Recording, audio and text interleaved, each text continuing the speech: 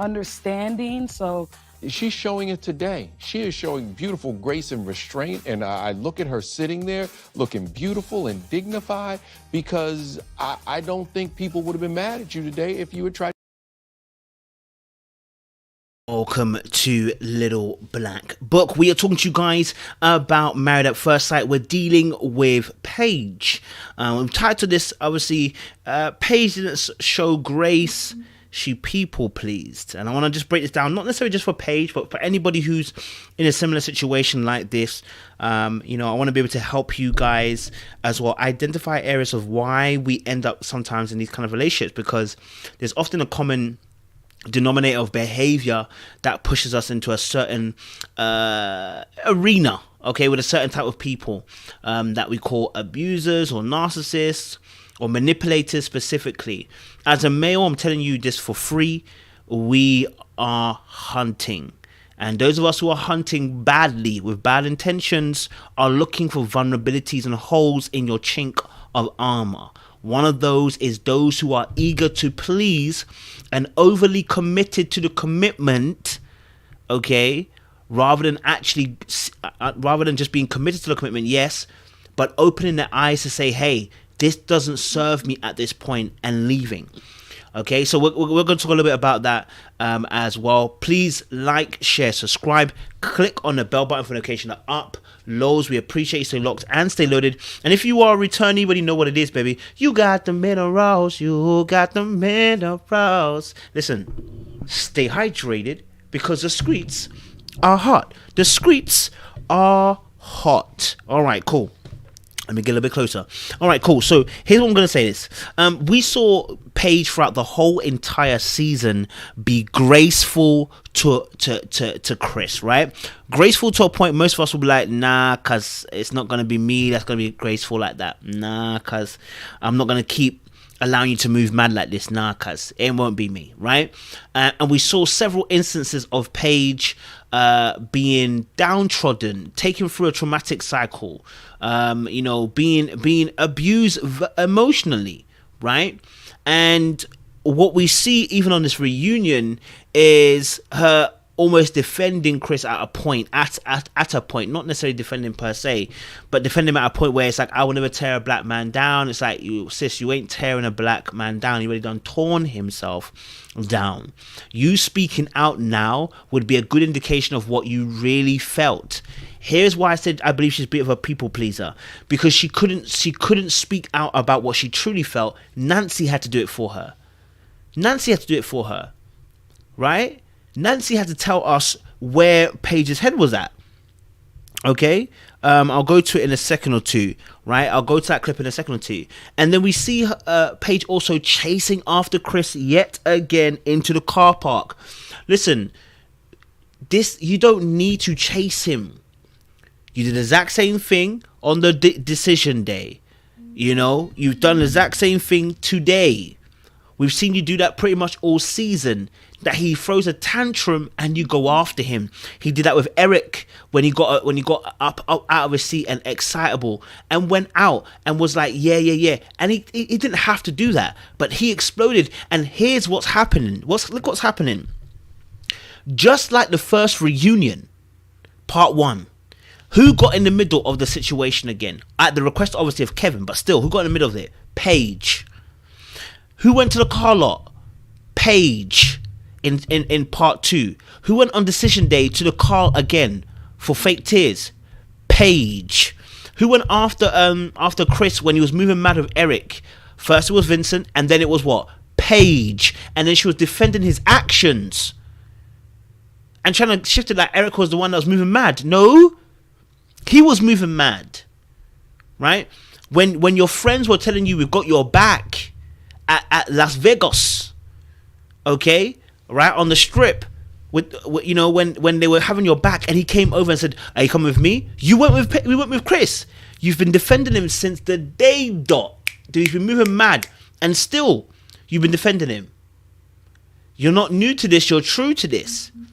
The whole situation with the child situation, you were gonna leave, and when he called you back, you went back, and the reason why is because it's not because you're showing grace. It's not because you're showing grace. It's because you're a people pleaser. See, sometimes we put this word grace because we're Christians, right? And it's a cheap word sometimes used for us sustaining absolute abuse from people. Listen, Jesus already ascribed to the abuse for me. You understand? Yeah, he already ascribed to the abuse for me. I'm not about to be abused in my relationship. I'm not about to be abused in my relationship as well. No. Jesus already died on the cross with that abuse from the Jews. No, I don't need to be in a situation where a partner's now abusing me. And sometimes we use our faith. We'll do a separate video about this. Our toxic faith. What I mean by that is meaning that when we use our faith in such a way that it becomes a weapon against us. Okay, so you're such a strong woman. You're graceful. Nah. You stuck it out thinking that this was the right thing to do, but it's because we haven't fed you the right information, number one. Number two, because you've got people-pleasing tendencies. People pleasers are always performing. They want validation. They want someone to ascribe worth and value to them by their actions. You do to get. That's people-pleasing. Right? Let's go to a little bit. Let's go to this little clip as well. Let me go to this little clip. Okay. Right? We'll go to this clip where Paige followed after Chris to the car after he blew up. Why? He blew up. Let him go.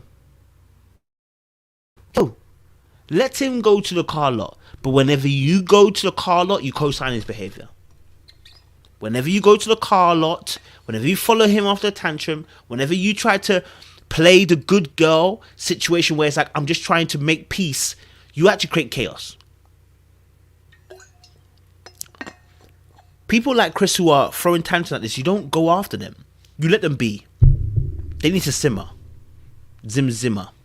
Let me just play a little bit of clip. You did so great to just up like that. I'm not gonna film anymore if they're gonna film with Dwight. He keeps talking down. So it's like what happens here is that Paige goes after Chris thinking that she is the agent that gets him to calm down. Paige, you're not the agent. Now I know obviously if you're gonna watch this, you're watching this a few months after, so it's a bit different. I understand that. But you're not an agent. When we talk about agency in relationships, people who believe that their behavior changes another person's behavior. Your agency doesn't work here. It doesn't work here. He knows what he's doing. When you come into the car, he's got you again. He's drawing you back. He's reeling you back in again. Okay? All right? He's making you care once more all over again for him. When he decided to blow up, leave the studio because of Pastor Dwight, you let him go. You don't follow after him, run after him. No.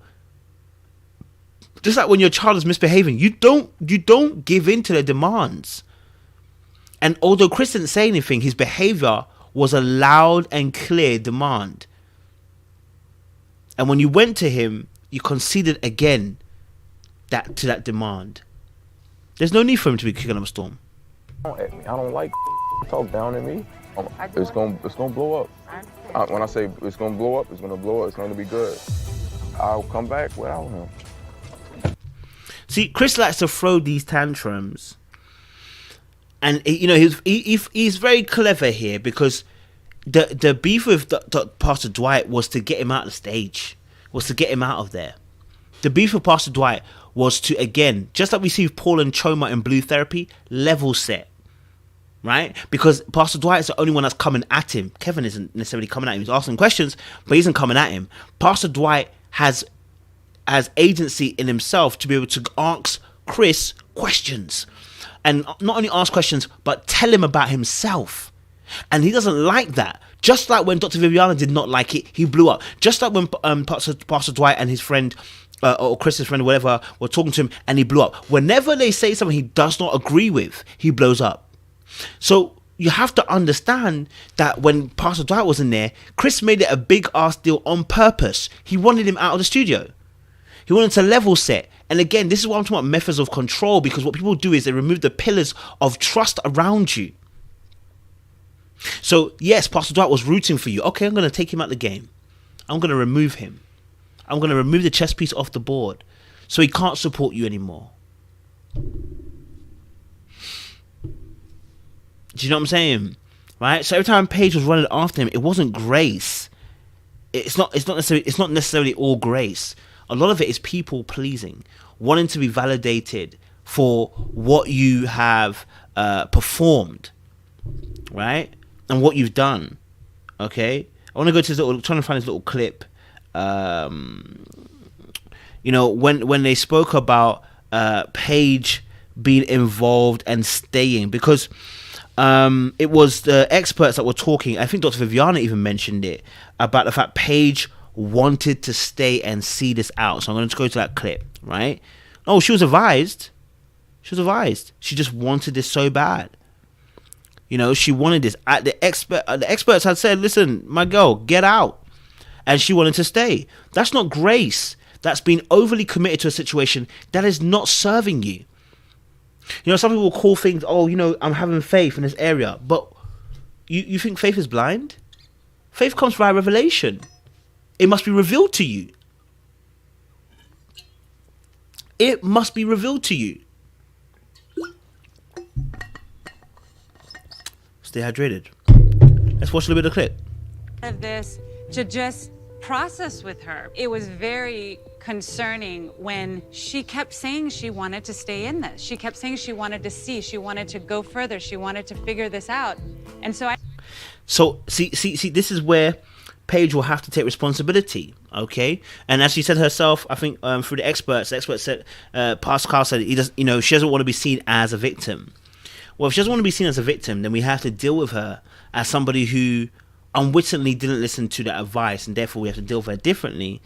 But I think for her personally, it is people-pleasing tendencies that draw you into this place of trying to prove, you know, and it could be as well trying to break the generational curses that put you in the place of performance. Look, if we're talking about the word grace, do you know what the opposite word is? Performance.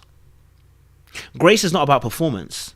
Grace is about unmerited favor that you're given, irrespective of your performance.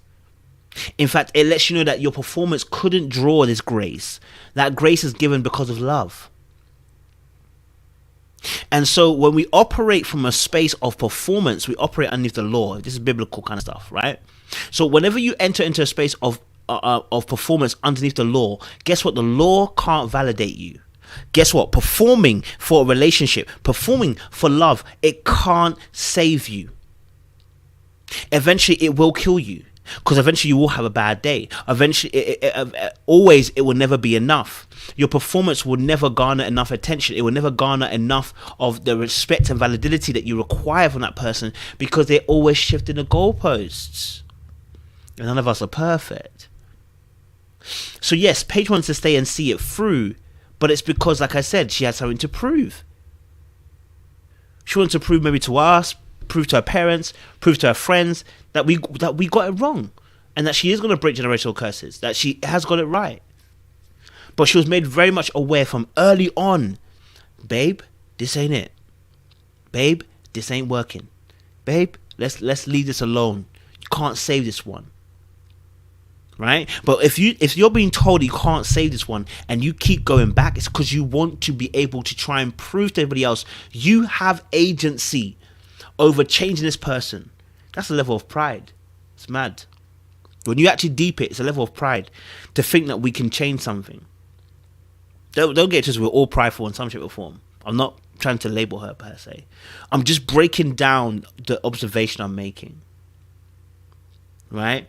When pride sets in each of us, when we're like, everyone's telling us no, and we're like, no, I'm going to make it work. And I'm not saying this doesn't happen. Some people's relationships where there's like people who are against them, for instance, two different cultures, and like, no, we don't like that person because of culture. That's different.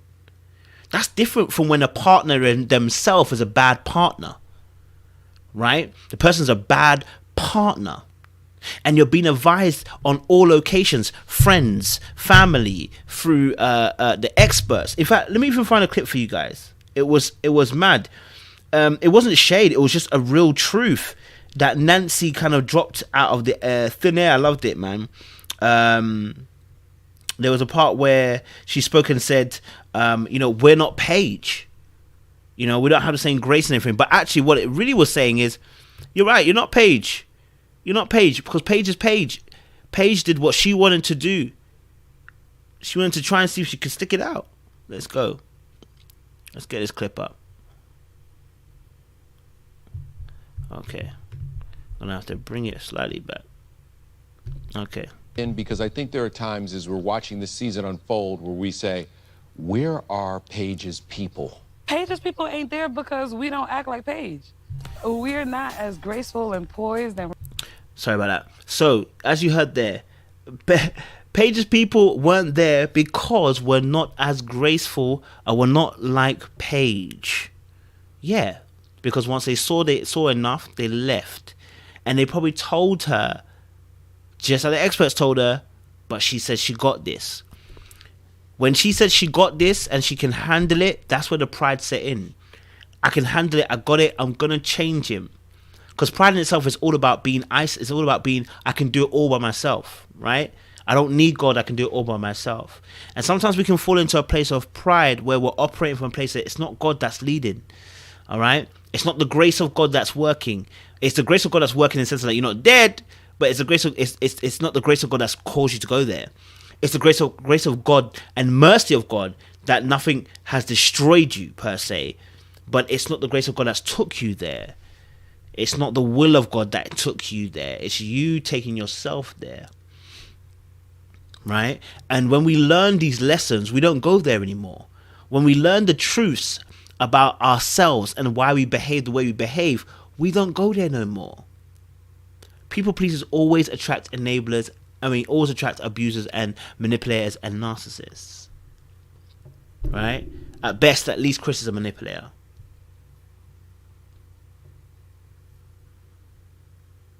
Yeah?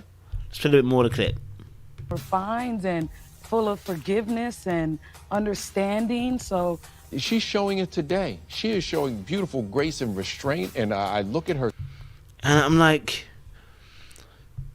even the restraint that she's showing, it's like, where is the eruption of emotion? Paige is way too calm.